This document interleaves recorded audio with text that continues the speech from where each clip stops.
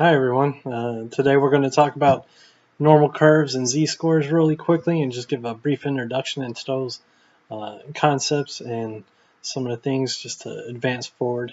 So what underlies everything in statistics, really, especially inferential statistics, is the idea of probabilities. And probabilities really look at the likelihood of an outcome occurring or an event occurring. So if we want to, guess what the temperature will be tomorrow, or guess if the stock market is going to go up or down, or determine if somebody's going to recidivate or somebody's going to wreck their car. These are all likelihoods, and probabilities underlie this. This is a branch of mathematics, right? So it's the likelihood of an event or a cause or an outcome of occurring. So it underlies inferential statistics. So the idea that we're making known data and using that to make inferences about future events, right? So say, for example, flipping a coin, right? Everybody knows that you got a 50-50 shot of flipping the heads or tails if you flip a coin. So this is kind of what it looks like. You got two possible outcomes, either heads or tails.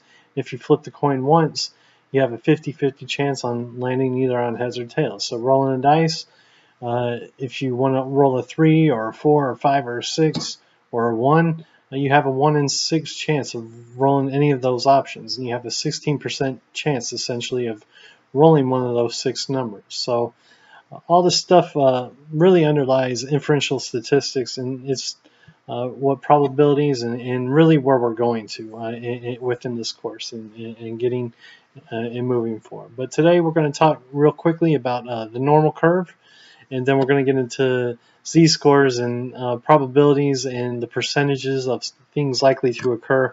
That will come up at the end of the discussion in a minute. So the normal curve, everybody's familiar with it at this point, should be. The bell curve, there's 3 characteristics. The mean, median, and mode are all equal to one another. The distribution is perfectly symmetrical, and the tails are asymptotic, and the tails never touch the x-axis. So on a picture, on a diagram, this is the 3 distinct properties of a normal curve, right? It's symmetrical, so it's even. Half the distribution lies on this side, and half the distribution lies on the other side of the mean, median, and mode, which both are in the center.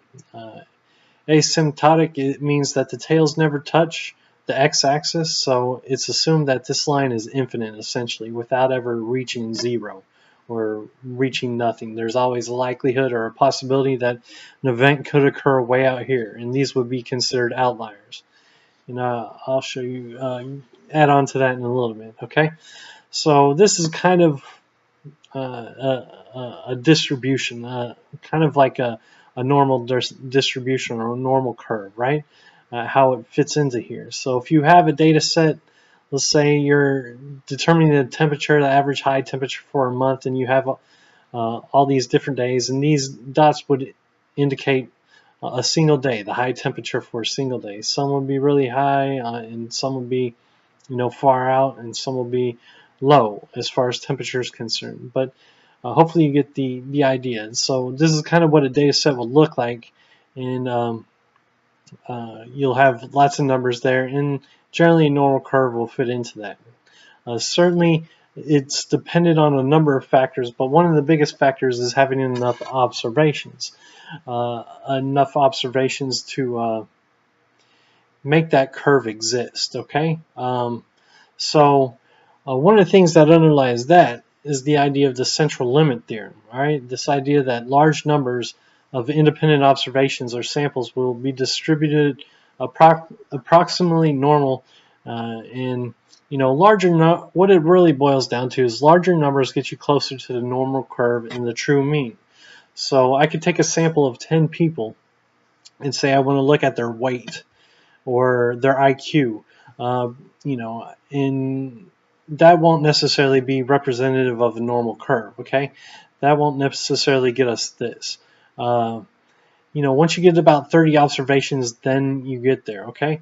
So let's take, for example, the fact that, to break it down, make it even easier, is to flip a coin. So if I flip a coin and I want to get heads, I flip it once, it lands on tails. I flip it twice and it lands on tails, right? I could flip it 10 times, and maybe it lands on tails 6 times and heads 4 times, or it lands on tails 9 times and heads 1 time, or lands on heads 8 times and tails 3 times.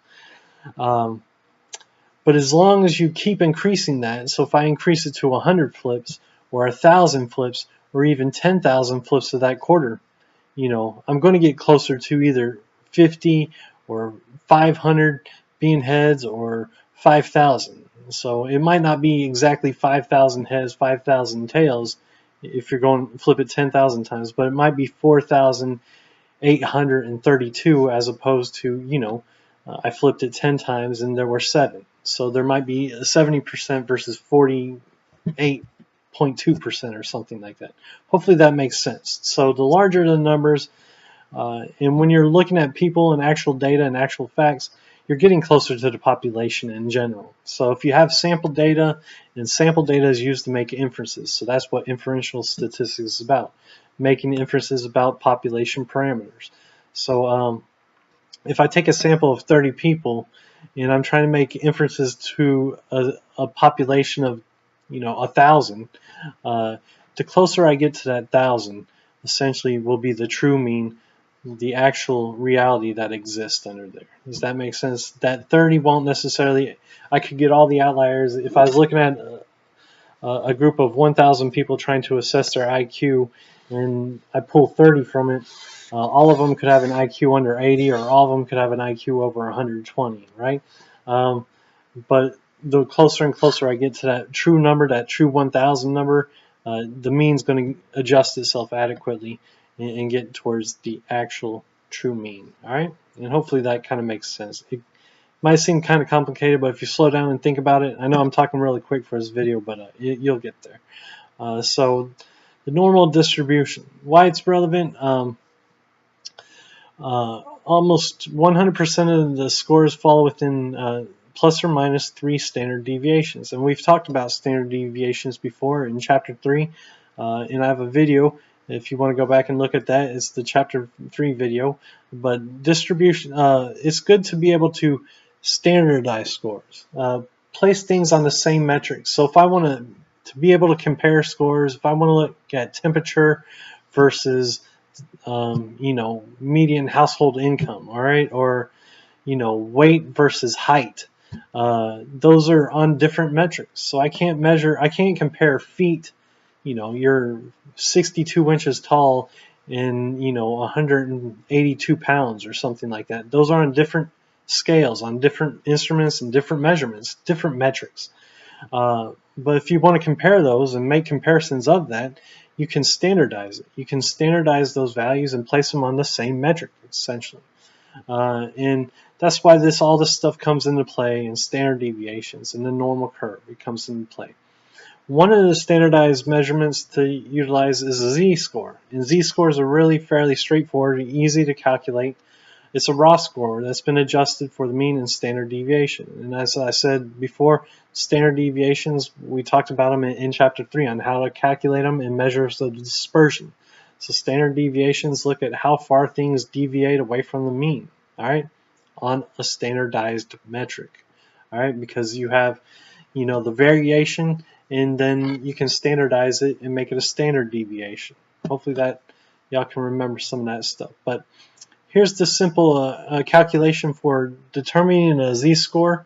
And so here's the raw scores. Let's just say, for example, this is temperature. So let's say it's temperature, average temperature in July in Texas. All right. So 100 would be the mean, the median, and mode. And we could say it's over a 10-year period of time, right? We know that, half the time it's below 100 degrees in July, and half the time it's above 100 degrees in July, right? You can see that here, okay, because it's a symmetrical normal distribution. But you can calculate individual scores, so or how far it is between one score and the next. So how likely is it to be the temperature to be between 100 and 110 degrees on a given day in July? Well, about 34% in the state of Texas. Or you could look at IQ. If this is the IQ of everybody within the population, the mean's 100, right? And then you can understand these scores. But the idea is that by standardizing it, the mean will always be 0, all right? And the standard deviations go 1, 2, and 3, and about 100%, almost 100% of scores will be between plus and minus 3 standard deviations from the mean. Okay, so to continue on with that one, now if I really wanted to look, like I said, that if I want, I can use this. I can understand what the probability of scoring higher than 110 is for your IQ, or on an average day in July in the state of Texas. Well, I can do this calculation. So the score itself would be 110. We're interested in looking above that. That's what X would be. X bar here, that's the mean. We know that's the mean. That's the center value. And it's divided by the standard deviation. Here we know the standard deviation is 10. There's ways to calculate the standard deviation. Y'all have done that already. And you should be able to go back there and look at it.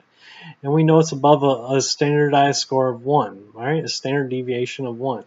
So we know above that, above 110, or 1 standard deviation, 15.87% of the distribution lies. So you have a 15.87% chance of it being over 110 degrees in July in the state of Texas on any given day. Or you have, a 15% probability that an individual scores over 110 on their IQ test, or that they weigh over 110 pounds, or they have over $110,000 in their bank account, or whatever. Okay, so the idea is that you can get those values on a standardized metric, on the same type of metric, and then we can look through, because it's all based on this distribution. All right, you can also extend that and understand the probability of falling between numbers. Let's say we're looking at temperature again, between 80 and 90 degrees. All right, I know it's right here, and this is the answer, and there's graphics in your textbook and all over the internet y'all can find, but you can do the calculation. This is 80 degrees. This is the X. That's 1 point in time. The 100 equals the mean, X bar, over 10. That's your standard deviation. And that's 2 right here. And then we can do it for 90, and that's -1. And you can calculate these scores. You can find out how far away 80 is, well, how much is to the right of 80, and how much is to the right of 90. And that's, that much percentage of the distribution. There's tables in your textbook that show you there. There's tables, so if things don't necessarily line up this perfectly, so if I wanted to look at 87 versus 103 and find out the distribution between that, there's tables that will get you there. There's tables in your textbook that get you there, and the internet certainly has enough. So if we do the calculation here, subtract that, and figure out between here, we find out it's 13.59%. Okay. So on a final note, generally within a distribution, within the social sciences, certainly in criminal justice and sociology and psychology, generally you're looking at things above 95%. You want to get within the 95 percentile, and that's plus or minus 1.96 standard deviations away, from negative 1.96 to positive 1.96. That will be 95% of the scores are going to fall within this on a normal distribution. 99% are going to fall between negative 2.576 and positive 2.576. So generally, this will come into play a lot later when we're talking about your alpha and your P score and all those types of stuff. The 0.05 or the 0.01. That 0.05 is 95% confident that this value is occurring within the population. Okay, so let's take a step back, and as you can see, the further you get away from the mean itself, these are called outliers at the very end of the distribution, but things tend to scatter and fall around towards the middle, right? And the majority of it's going to be within 1.96 standard deviations or 2.5 standard deviations away from the mean. All right, so